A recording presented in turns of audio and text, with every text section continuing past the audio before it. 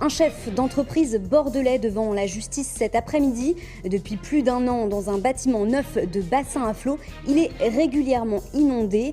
Pour protester, il a décidé de ne plus payer ses loyers. Neuf, mais pas toujours très étanches, les nouveaux bâtiments des bassins à flot à Bordeaux.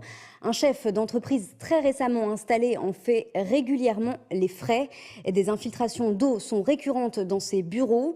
Et devant l'absence de réparation, cet entrepreneur a choisi de ne plus payer ses loyers. Il était pour cette raison convoqué aujourd'hui devant le tribunal de grande instance de Bordeaux. Sandrine Mancipose.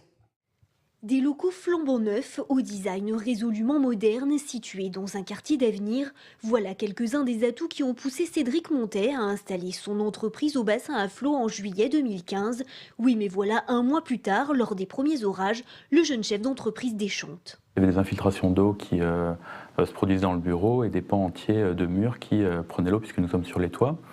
Nous avons informé le propriétaire dès le mois d'août, on n'a pas eu de réponse, qui nous a conduit à faire un premier constat de huissier fin août. Suite à ça, on nous a assuré qu'on s'occuperait de notre cas. Sans nouvelles de sa part, en mars 2016, donc plus de 6 mois après, on a dû faire un deuxième constat de huissier, puis demander à un avocat d'intervenir et de défendre nos intérêts. À ce jour, aucun travaux n'a été entrepris. Il y a eu des visites d'experts sans qu'on reçoive aucun rapport sur les suites qui vont être données.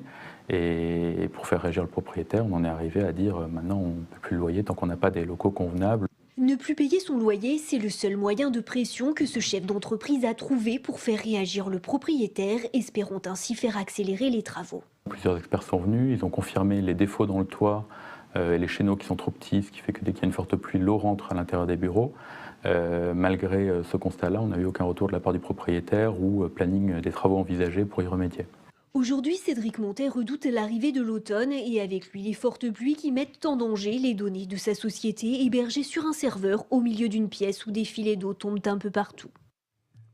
Et l'affaire a été renvoyée et sera examinée le 10 octobre prochain. Contacté par TV7, le propriétaire et le syndic n'ont pas répondu à nos sollicitations.